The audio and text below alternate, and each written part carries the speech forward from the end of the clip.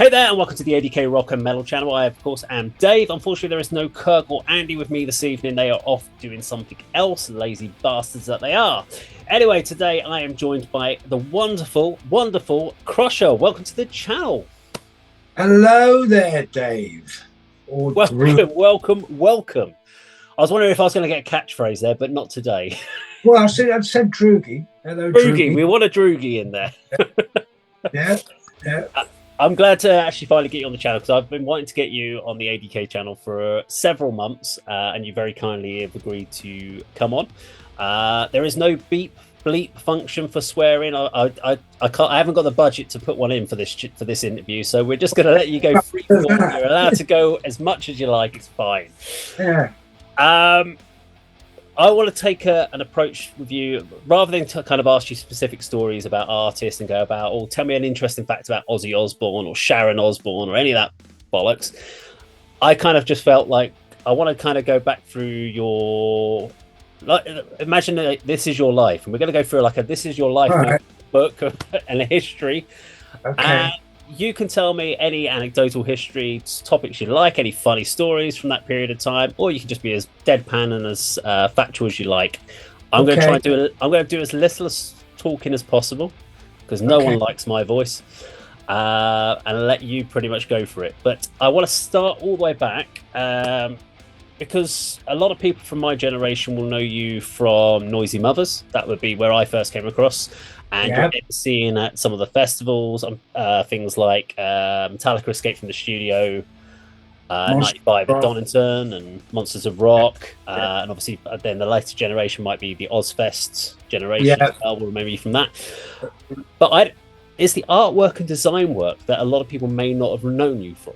Because that was the stuff that you did pre your art director role with. That was the stuff that got me into everything. Was the art. That's where did that all come from? Was this something you, when you were younger, you were kind of really into this art design? Was this something that came after school, or how did that all come about? No. I was always had an artistic bent. Right. My grandmother on my mother's side was very artistic. In fact, also was my grandfather on my father's side was, they were both good painters. They had an artistic tendency, but growing up, I mean, I just remember being very influenced by, and even from a very early age. When I say comics, I mean, I'm not just talking about Marvel and DC. I'm talking about kids' comics. Like when I was, probably, I don't know, 3 or 4, my grandparents used to buy me a comic called Play Hour. And I just loved the imagery and the colour, especially the colour. And well, when you get into the Marvel and DC comics, I just loved the colour. And also the content. I mean, the stories and that, don't get me wrong. But there was something about those comics that I really took on board. And I mean, I did like art in general. It was the only thing I was really any good at. And I did 2 years at Herefordshire College of Art, which was the best 2 years of education. Before Hereford College of Art, I did 5 years at Ledbury Grammar School, which I hated. No, I hated it with a vengeance. I found out actually, I think it was today or yesterday, the physics teacher who made my life hell, there, a guy called Mr. Morris. We used to call him Neck because he had a very long neck. But he was just a complete bastard. Anyway, he died yesterday. I'm very glad he fucking did. You're right. Fucking 93 years old, that bastard. He had a good innings. Innings. I'm dying. That's all right. You're allowed to. But no, I mean, I just hated it, and I kind of decided I was going. We had O levels back then, not GCSE. And I kind of had made my mind up that I was going to just fail them all, apart from art, But part of the agreement for me being accepted at Hereford College of Art was I think I had to pass at least 2 or 3 O levels, and I failed them all. I went in for 7, and I failed them all, including art. But Hereford College of Art said, going on the strength of my portfolio that I'd shown them before I failed, they said, look, we'll take you on. It's going to be a 2-year, instead of a 1-year foundation course, it'll be a 2-year foundation course. And we want you to pass two O levels in your first year and 2 A levels in your second year. And I actually left Hereford College of Art with 2 O levels and 3 A levels. Right. Okay. And because it's a foundation course, you try a bit of everything. Yeah. You know, printing, painting, woodwork, sculpture, fabric, every bit. And as I say, that was the best 2 years of my life. I loved Hereford College of Art. Then I went to Goldsmiths, which I fucking, again, I hated it. Goldsmiths is where, Damien Hirst and Malcolm McLaren and Tracy Enim and the likes of those bastards come from. Rich bastards. Dead. Well, one dead rich bastard. It's very, very highly, Goldsmiths, wonderful. Well, I don't have much fucking good to say about Goldsmiths, that's for sure. But yeah, anyway, Goldsmiths was studying for a Bachelor of Arts. They failed me. I've said this quite a few times in the past, but I did a painting there called Fuck Art, Let's Dance. Google it and just go into images. And everybody in the world is making money out of something that I did in 1972, apart from myself. And then I because they failed me, I then worked for the South East London Kentish Mercury, a local newspaper, designing adverts and shit for them. And then I met a girl. Her father set me up and said, look, you ought to go freelance. So I'll set you up in a studio, give you some work so you can pay the rent.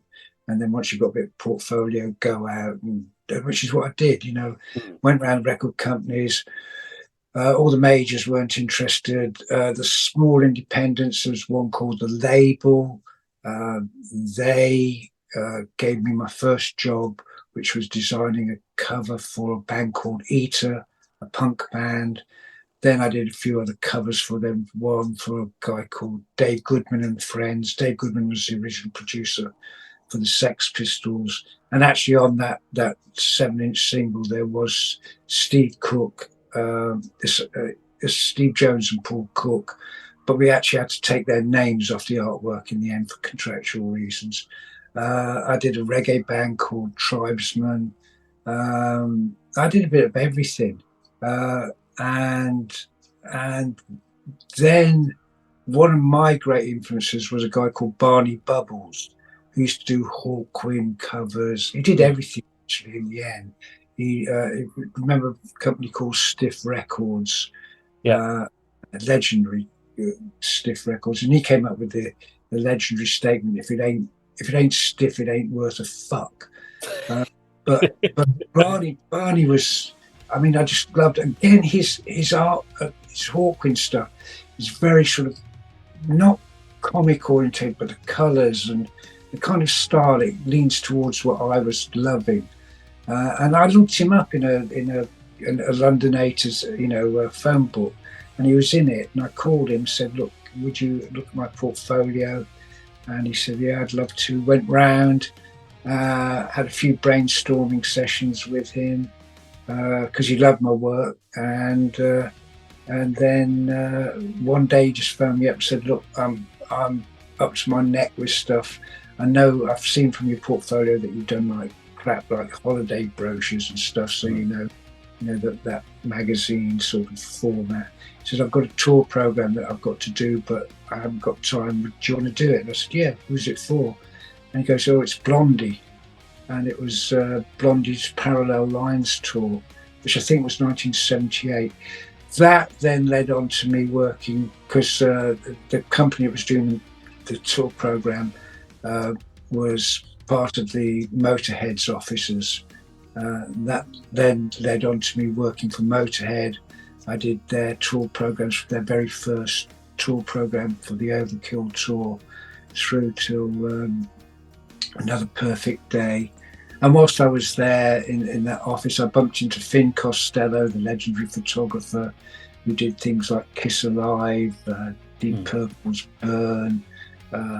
He did Ozzy Osbourne's Blizzard of Oz, several Rush album covers. I mean, he was a fucking legend, Finn. And he asked me if I'd be interested in working with him on Ozzy's second solo album, Diary of a Madman, which I did. That led on to Speak of the Devil, Bark at the Moon. Then I did Black Sabbath's Born Again. Then Iron Maiden's Live After Death. And there's stuff like I did a couple of Gary Moore album covers, but I think they were only released in Japan to start off with. One was Dirty Fingers and one was Live at the Marquee. I did one for Japan, a band called Japan, an album cover for Tin Drum. And then I through all of that, I got a job working freelance as the art director for Kerrang in 1983 to 93, I think. Yeah. Because I'm curious, because you've rattled off a whole load of band names there, very nonchalantly. Was there any point where you were putting out artwork? Did you get the excitement part of where you've put out artwork for these bands and you're like, that's my artwork, I'm working with this band, or I'm doing something for this band? What was the first band that you did artwork for that you were excited about the fact that you were contributing towards them? Oh, fuck, I mean, that would... Well, I mean, even going back to Eater and Dave Goodman. I mean, Dave Goodman, but that was when the Sex Pistols were at their fucking height. That was, even though we had to take their names off, we all knew. I mean, the single wasn't a hit or anything like that, but it's a punk record that I think people probably still want to buy. I've never fucking looked on eBay or anything like that, but no, I mean, I suppose Blondie. I mean, fuck me, that was when Blondie took off. And I was like, wow, I'm fucking part of this. And Motorhead, again, Motorhead, Overkill. Then, I was there when Ace of Spades was, I designed the tour program for that. And it's like, fuck, you know that you're part of something that amazing that is happening. You're part of it. And you're going along for the ride, you go to the concerts, you're going backstage, you're hanging around with Lemmy, taking his fucking speed, drinking their riders. Yeah. And with Ozzy, again, you know that you're working with someone fucking special. Although when we actually did the Diary of a Madman cover, I was there and he was pretty fucked up, to be honest. And, I was like, whoa, it's incredible, this guy. And I'd heard the album, already. Had been given a preview tape, and it was amazing. But it was like, fuck, how the fuck does he do it when he's in a state like this? Yeah. But yeah. And I was very aware that I was a lucky bastard. So obviously joining Kerrang, or being part of the Kerrang magazine, and again, I remember that not so much. I was very young when you would have been joined in 1982. I was 4 years old at that point, so I probably wasn't reading much Kerrang at that time. Shame, because that's from 82. Well, no, from issue 1 up until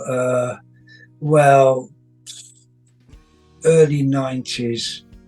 I think 93 it really was going shit, but those were the golden days. Yeah, I remember the early. So I would remember, say, from 1990 onwards. I can remember Kerrang.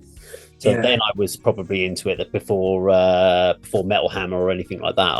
That would have been my go-to for what was on for the gig scene.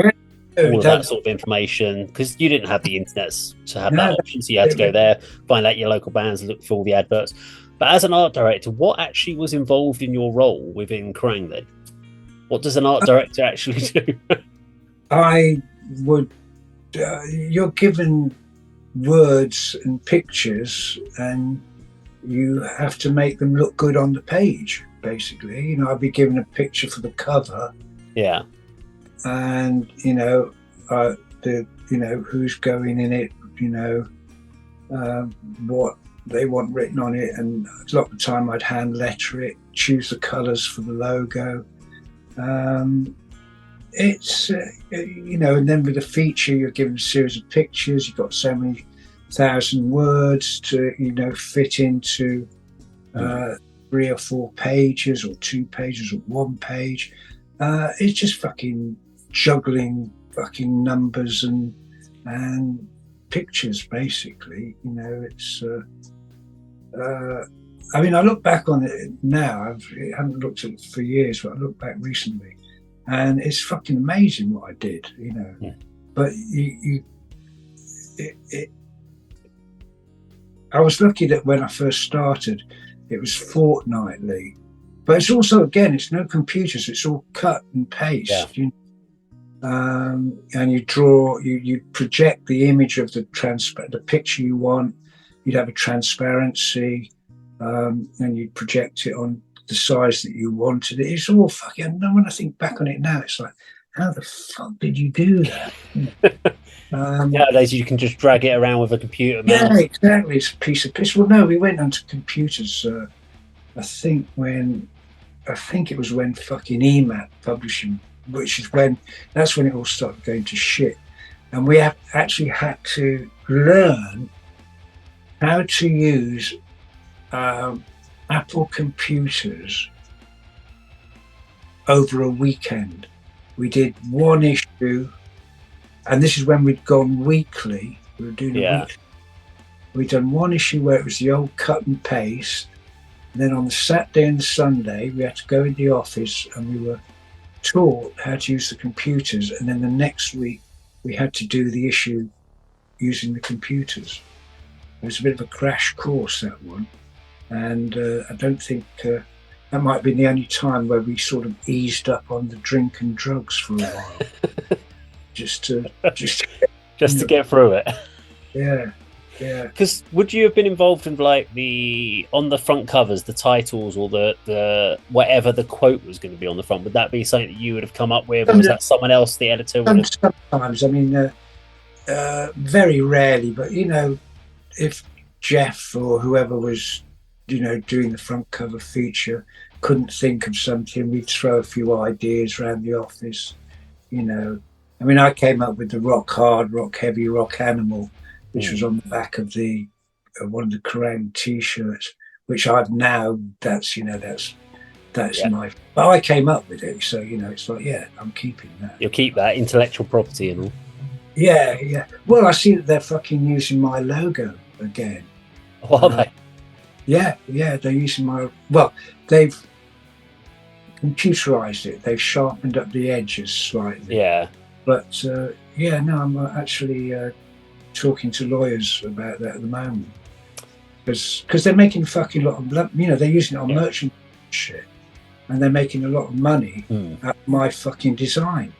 And I never. Well, no, we're not going to go into it, but yeah. No, save that one for the lawyer part. So, courtroom. Yeah. So obviously you then left. Was it 93? Yeah.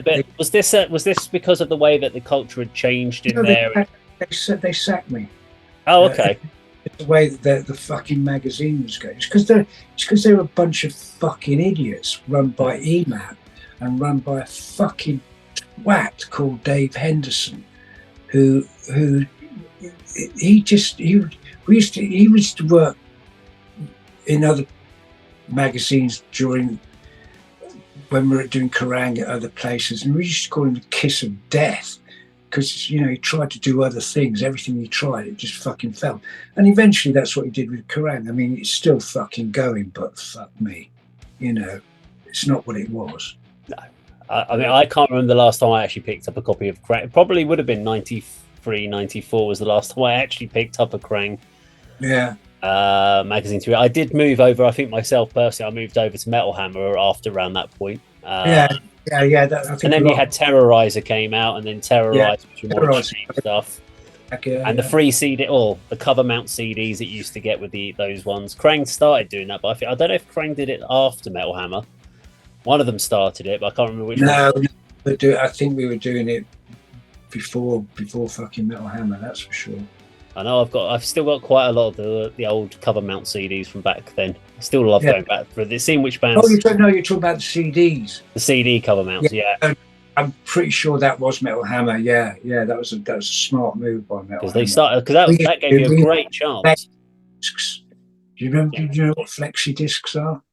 I remember, yes. It's like a square piece of plastic which you used to have to put on your record. You put a single on your record player and then put the plastic on top, and then you could play it. It was atrocious. Sound was fucking. But yeah. Anyway. So obviously leaving Kerrang, then the next thing that a lot of people remember you for will be, from a live point of view, will be your MCing parts that you've done with the Ozfest, with Monsters of Rock, because Ozfest was obviously later down 98, 2000. But you obviously did the Monsters of Rock before that. How did you come about these MCing roles? Well, you kind of, I should point out, from 1989 through to about 95, I was doing 89 to 91, I was doing a radio show for the BBC called Greater London Radio. Right, okay. I did a metal rock show, Krusher's Sunday Metal Mayhem, Krusher's Monday Metal Mayhem, whenever they changed it. And that was a weekly show. I was also doing a rock night at the Hippodrome Club, where we were pulling in 1,800 kids every Wednesday night. And I was also doing a TV show which started off as Power Hour, then became Raw Power, and then became Noisy Mothers. Right. Because of probably from 90 to 92, from 90 to 91, I was doing Kerrang, the Hippodrome, BBC, and the ITV TV show. All four of those every week. A show a week, a magazine a week, and a club night. And I didn't have time to even realise what the potential of what I was doing, but other people did, and that's why I was asked, "Oh, do you want to MC, Monsters of Rock?" And obviously because we're doing the TV show as well. Yeah, it's all those things, but I just didn't have time to think. I mean, one of the things I should have done is got myself a TV agent when I was doing the TV, and I didn't even think about that till after the TV show finished, and by then it's too late. Yeah. Because I was sitting there thinking about this the other day, about for my generation of the 90s, who really we would have been teenagers getting into metal, and you would have been one of the kind of the faces of our introduction. So especially things like Noisy Mothers and at the festivals. The one thing that stood out for me with yours was how natural you were with the people you were speaking to. You were almost just having a chat with them like you'd known them for years and they're friends, and you were very honest, whereas some of the other presenters on things like Headbangers Ball and stuff felt very wooden. They felt scripted. Oh, yes, no, I mean, that was the whole thing with me. I mean, we when we're doing Noisy Mothers, we just wanted to get the fucking thing out of the way so we could go to the pub, and like, yeah, I'm your mate, come on, you're my mate, let's get this fucking thing over and we'll go for a drink, And so, I mean, some of them were my friends, but, a lot of them weren't. But I tried to make them feel, just relaxed. And hopefully that's, most of the time that's what I did. And yeah, I was very good at just being natural. The best way. Yeah. It is. Yeah, and honest. Just relax with it. That's the other thing, fucking be honest. If you don't like something, fucking tell them.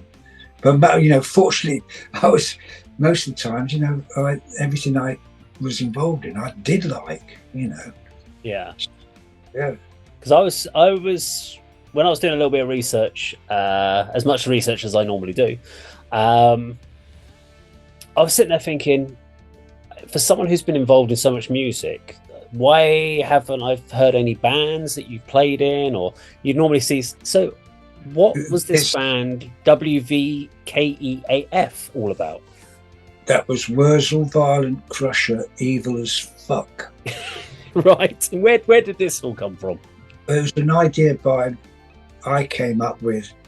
I wanted to do a fucking hardcore heavy metal techno version of Van Halen's Jump. And I persuaded Johnny Violent, who had a band called, well, not band, he's a one-man show, but it had a project called Ultra Violence, and I had heard the first album he did, which, fuck, I can never remember what it's called. It's a fucking masterpiece of hardcore, nosebleed, fucking, just techno like you've never fucking heard it before. It rocks, it fucking rocks. And I loved it. What I think the first track on it's called Hardcore Motherfucker. And it's just, he was trying to get Joan Collins to do the, because there's a woman going hardcore motherfucker. Hardcore.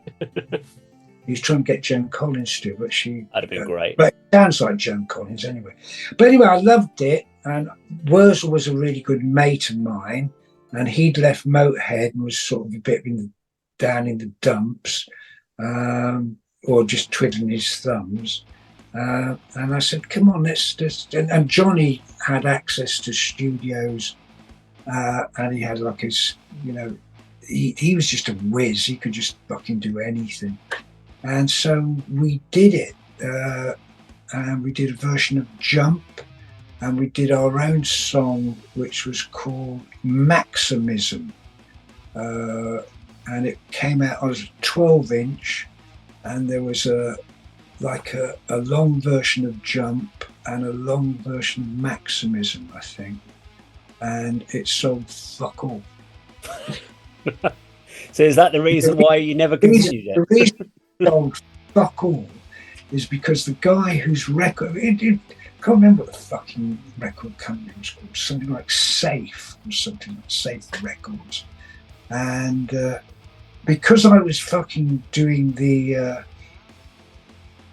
it was 96, so 96, was that Metallica, Escape from the Studio? So Escape from the Studio would have been, 95? I think they did 96 was Reading, I think they probably did. Well, what was on at that time, yeah. What was on at Monsters of Rock, 96, I was the MC, DJ. And I also designed the tour, the program for it. And I said to the merchandise guy, I said, how much is it going to cost to put a full-page advert for my forthcoming single? They said, oh, fucking just have it. We're talking about fucking thousands of quid. Yeah. But, because it's me, they love me. And it came out, if I remember rightly, on the 9th of the 9th, 96. So we had, if you turned it upside down, you'd have had a 666 there. Anyway, whatever the fucking date was, it's all in this beautiful and everybody at Monsters of Rock has seen it, seen the advert. And when it comes to the date it's been released, the fucker hasn't got it in the shops. So anybody who was going to buy it can't fucking buy. And it has some good write-ups in like in the dance mags. They fucking liked it. And it did kind of become a bit of a cult thing once it did come out.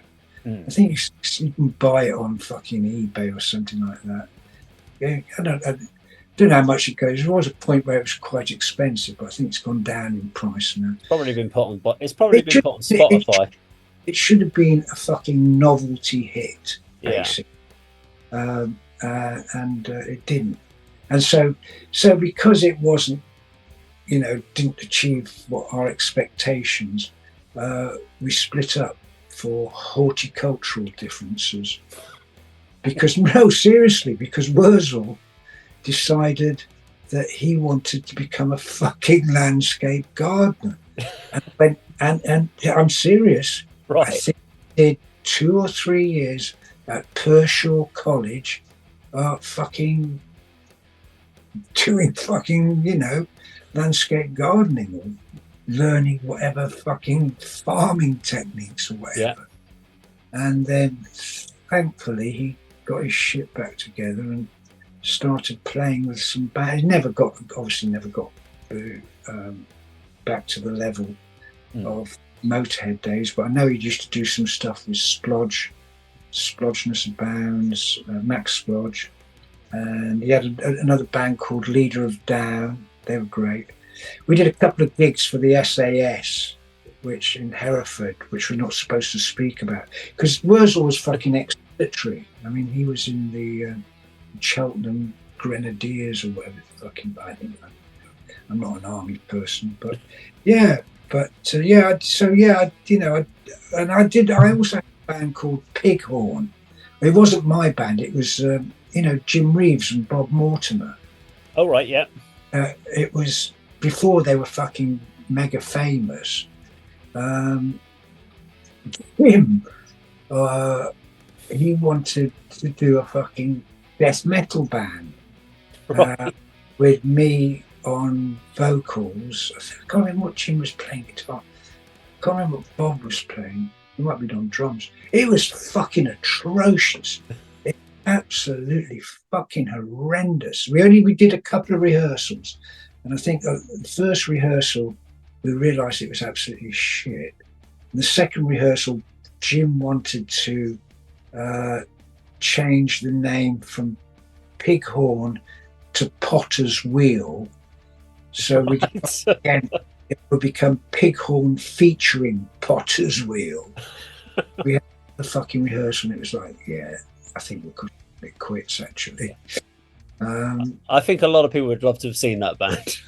Well, I kept it on. I did. If you go onto YouTube and put in Pighorn, I think you might find, you won't see it with Bob, but you might find some footage of me. And I used to call all the other members Arsebeards, Arsebeard 1, Arsebeard 2, Arsebeard. And we always used to sack the bass player. In fact, our first major gig, it's a shame this wasn't filmed, is coming up. What's the date today? The 22nd. Yeah, it would have been 25th of November. I think it might have been, it might have been 1995. But we supported a band called Cement, which was the band that the original vocalist for Faith No More, Chuck Mosley, had put together, and they were doing a gig it was called the Powerhouse in Islington, and we actually we were the support band, and we had a fucking bagpipe player way before fucking Korn and Chuck actually fucking loved us. He thought we were fucking great, but sadly that one's not been recorded. But I think you might find a couple of the Embassy ones which are really fucking well. Our thing was like Kiss say, please welcome the greatest rock and roll band in the world. Like, please, the fucking shittiest fucking rock and roll band band in the world. But yeah, it's I have had my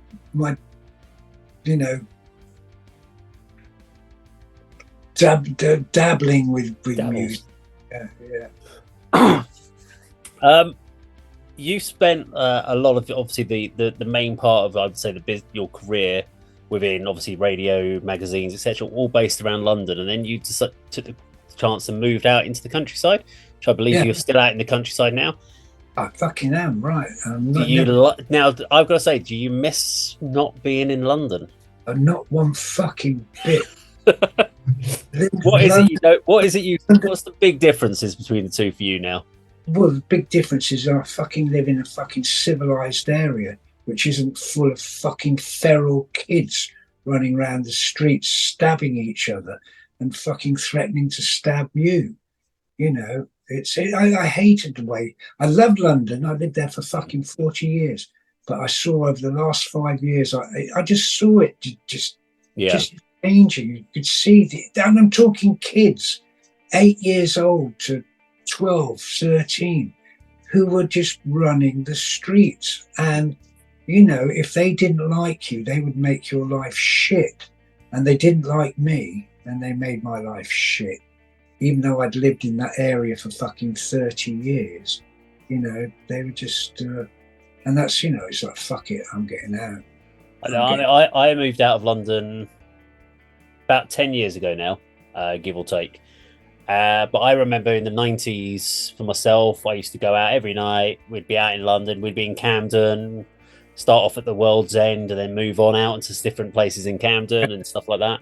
And it was a great place to go out. And in recent years, I've gone back into London and I absolutely fucking hate it.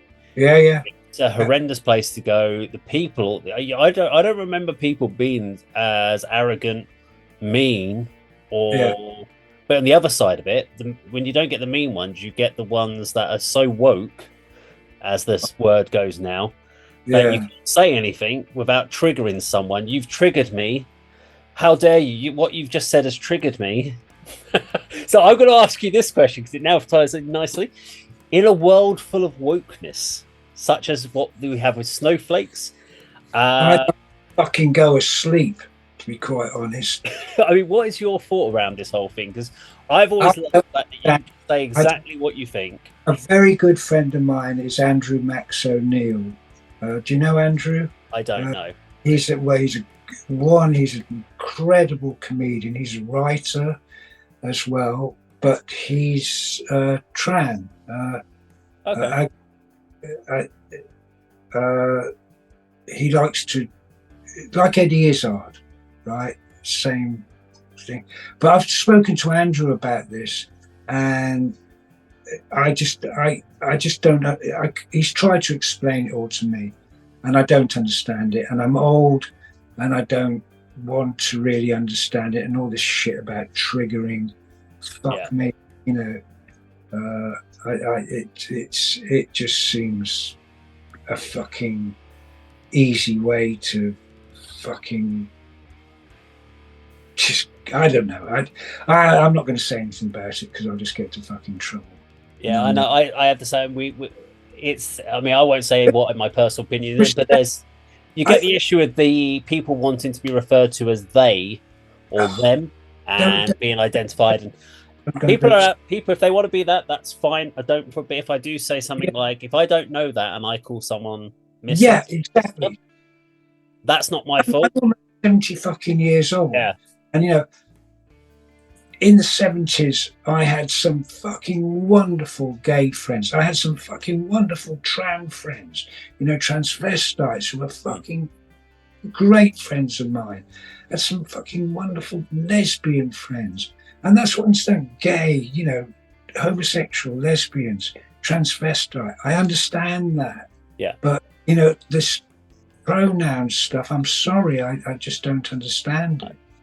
And it seems very complicated for what in reality should be a simple thing. Yeah.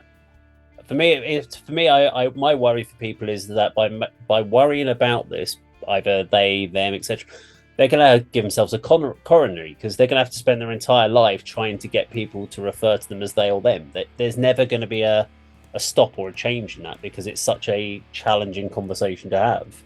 You see, I couldn't even begin to know how to have a conversation, and I don't want to. I'm old.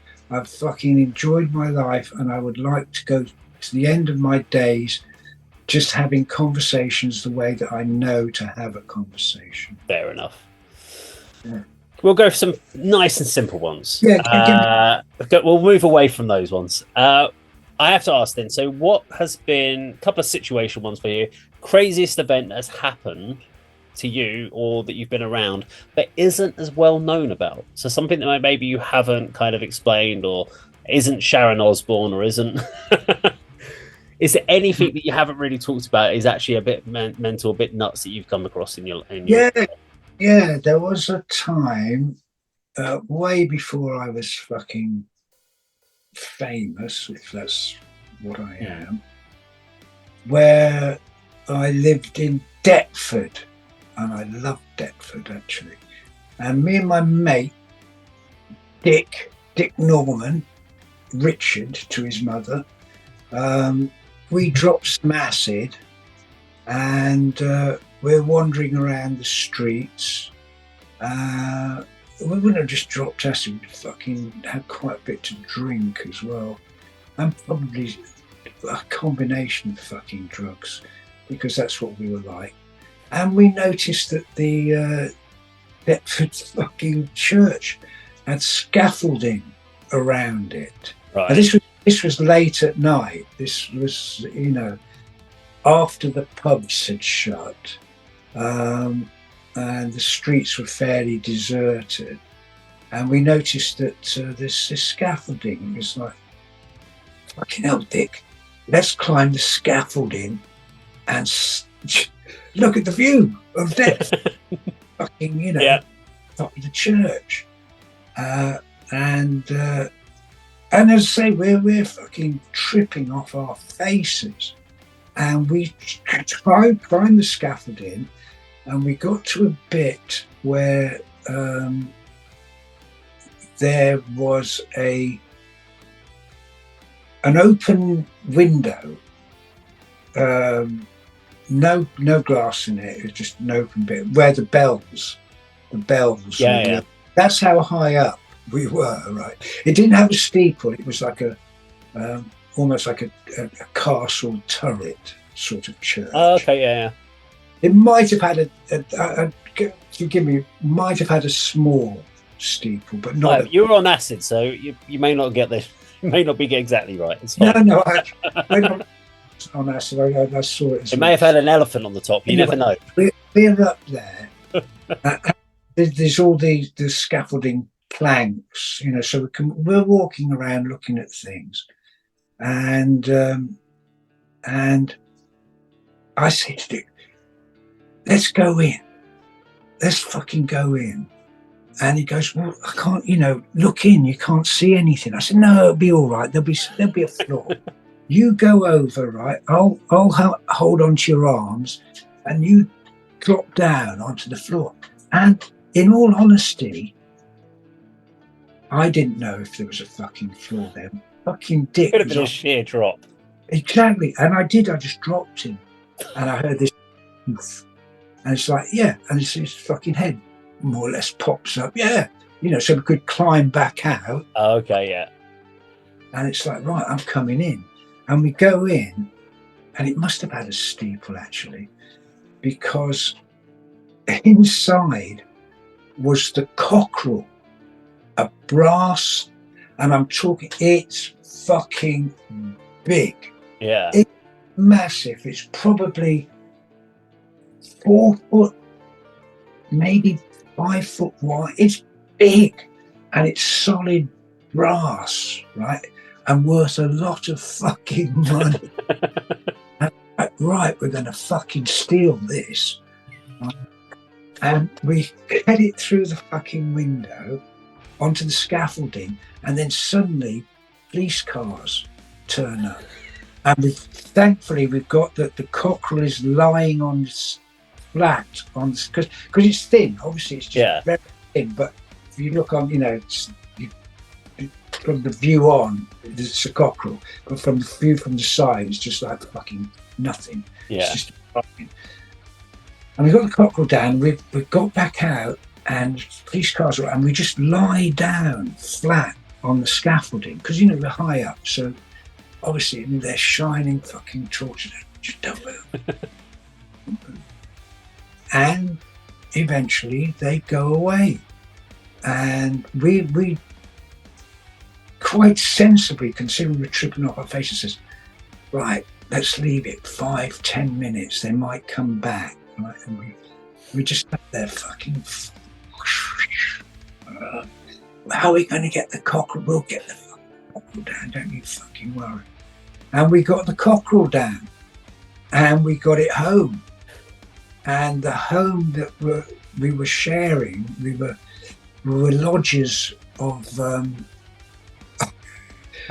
drug dealer. We used to. Well, actually, he didn't live there that much. We used to stash his stuff, but he'd come backwards and forwards to pick up his supplies, and we could have whatever we wanted, within reason. Yeah. So we got it back, and I remember his name was Bruno, and we've got the cockerel standing in the front living room, and it looks fucking magnificent. And Bruno comes in, and this is a few days later, right? We're completely straight, and we're loving the cockerel, but it's like, we'll never sell it, will we? No one's going to fucking buy the cockerel. And because there's loads of scrap merchants around, and we're just thinking, I don't think even they're dodgy enough to buy the fucking church cockerel. And so anyway, Bruno fucking comes into the, what the fuck's that? Okay, it's the cockerel from Deptford fucking Church, and he fucking has a hairy fucking baby. What are you fucking insane? That's sacrilege. You fucking get it, take it back, man. Right? I'm like, we take it back and say you found it, right? And so we had to fucking take it back. Look, we found this. We think it might belong to you. And see ya. So yeah, that was a pretty outrageous fucking thing I did. I'm glad you took it back, because I was sitting there going, I'm going to have to edit this story out if you kept it, because I don't want to hear about that. No, we took it back so we weren't in league with Satan. Satan, yes. Okay, another question I have for you.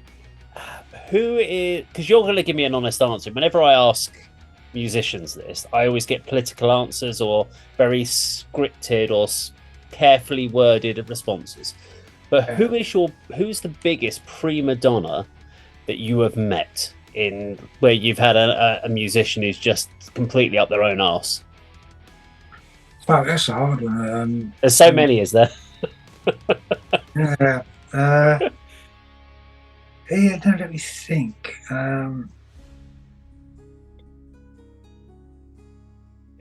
Most of them are actually okay. I mean, even Ozzy's fucking okay, but he's protected. He's got. Yeah. Obviously, because of who I am, I go in and out of that shield unquestioned.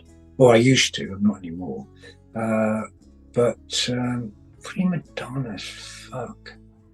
I suppose you probably won't get them nowadays anyway, because there's not really that much more money to be actually earned. But back in the 80s, I guess, there was a lot more money, and there was a lot more, especially in the old rock and roll guys, the glam metal guys like the Motley Crues and stuff like that would have been, shit, I'm trying to think of anybody on the Ozfest who was. Rob Zombie was a prima donna, but he kept himself to himself and was very, very straight. Drank a lot of coffee.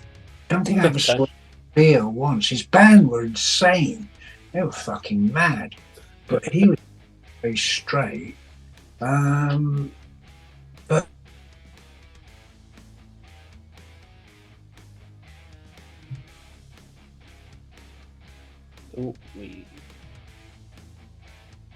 along with.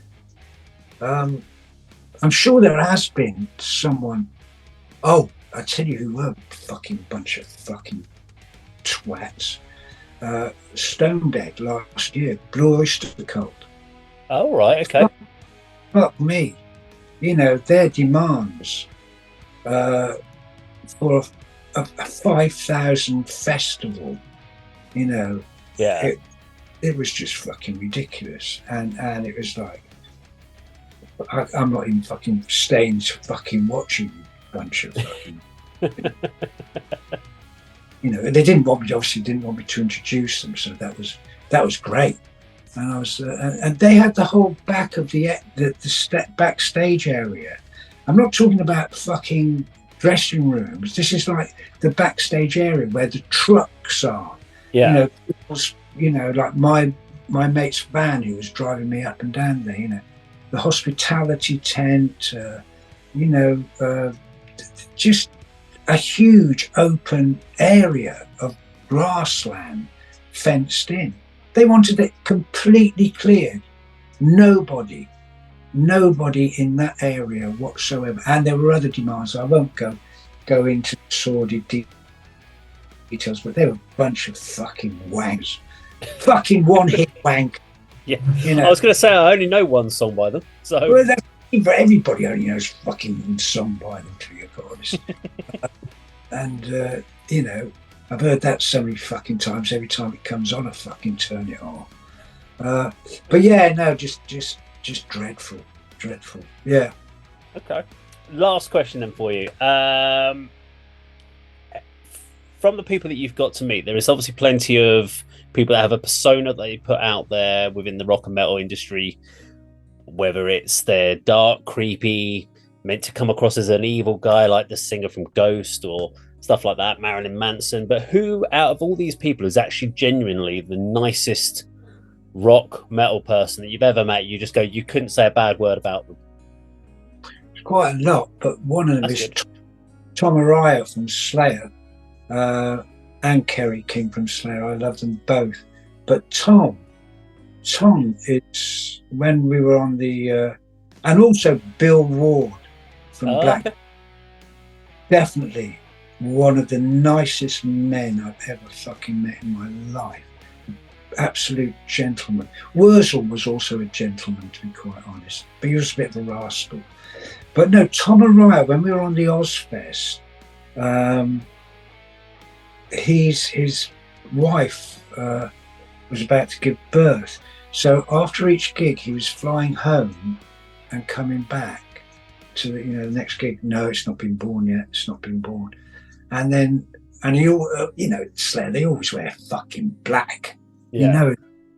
Anyway, this one early start the show. We normally start about 11:30, and I DJ for about half an hour, 3/4 of an hour, and I'm DJing, and Tom fucking suddenly taps me on the shoulder, and I turn around, and he's got a white t-shirt. I'm like, fucking hell, what's that? What the? And he goes, just points, and when that baby's born, they get little handprints and footprints. They put ink on there, and those were what were on the white. That's why it was a white shirt. So he could see the baby hands and baby feet. He goes, that's amazing. The baby has been born. And another great story, which this is where all the tour buses, because there's 21 fucking bands on the Ozfest in America, so you've got fucking 21 fucking tour buses. Actually, you've got fucking more than that if it's fucking Black Sabbath, because they have one each. Bill, who doesn't have one, right? Bill has to share his tour bus because he's poor and Sharon hates him. He has to share his tour bus with one of Ozzy's entourage, a guy called Bob Thompson, who's a great guy. He's dead now, sadly. But Ozzy has a personal assistant, which was a guy called Tony Dennis, who's with him almost 24 hours. Then he sort of has a couple of bodyguards who are just there at either end of the corridor. And then there's like Bob. But I think Bob was like more on the managerial side of his daily thing, like not to the level of Sharon, but he was high up. And he's got his own fucking tour bus, Bob, such Bob bus on the front. And fucking Bill Ward is having to share Bob's bus with the likes of myself, the tour accountants, one of Ozzy's big security guys, a guy called, what was his name? Legendary fucking Bill someone, legendary security guy.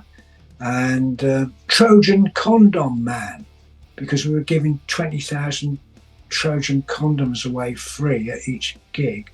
Yeah. We have condom, and it's like, fuck me, Bill, and he's like, he was just so humble and fucking, I do you want a cup of tea, Krusher? And there's fucking Bill Ward making me a fucking cup of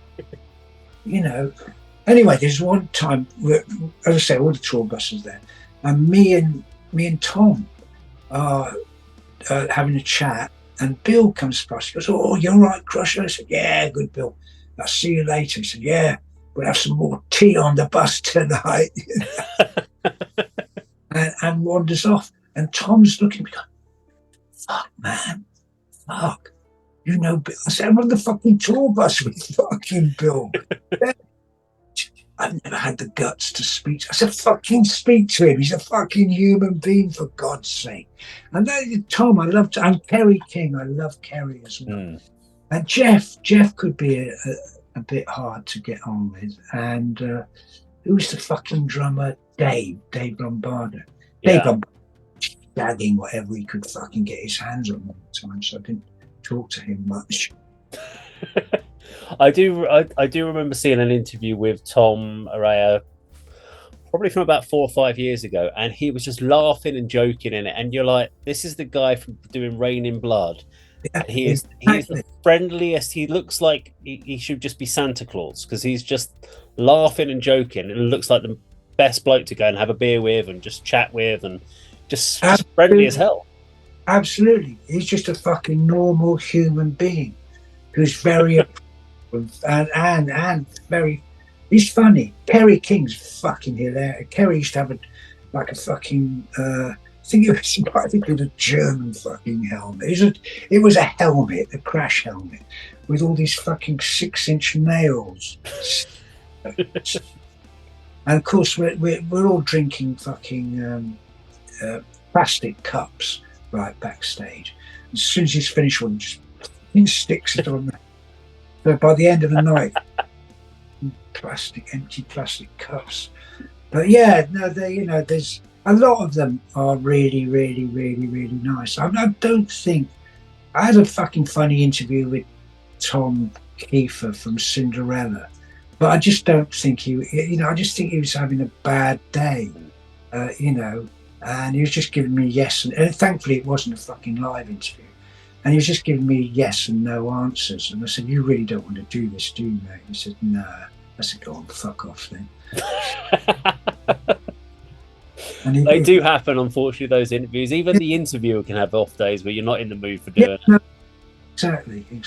But yeah, as I say, I mean, I wish I'd kept in contact with Bill, because the way that he's been treated,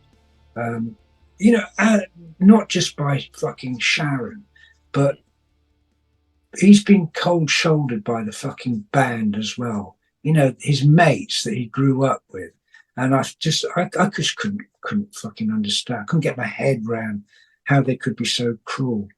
And yeah, okay, maybe he couldn't play, but as the final tour, they could have fucking taken him out and fucking brought him in for the last 3 numbers or something. Yeah. When I was out on tour with him in '99, fuck me, I was sat behind him, or I'd just stand behind, just literally stood behind, just fucking watching him. It was like, fuck me, this guy's a fucking powerhouse, and he's not like your fucking basic fucking rock drummer.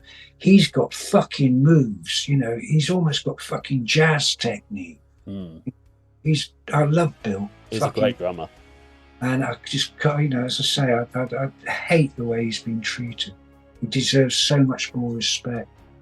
Oh, he does. And he's humble about it as well, Anyway. Well, on that somber note, it's time for us to part ways, unfortunately, Krusher. So I just want to say a huge thank you for spending the time talking to me about. We pretty much glossed over some of the areas of your career, but we could have easily spent 8 or 9 hours talking about things easily. But yeah, absolutely. But no, it's been an absolute pleasure, Dave. Thank you very much. I've really enjoyed it. Yeah. Thank you very much for joining me on the channel. And for those back at home, thank you very much. And please do subscribe and head over to Krusher's Facebook page and please go and follow him. It's very important. Facebook. Follow me. And, on the Facebook page. Don't follow me in the street. No. Don't want stalkers. And I should say before I leave, don't forget, rock hard, rock heavy, rock fucking animal.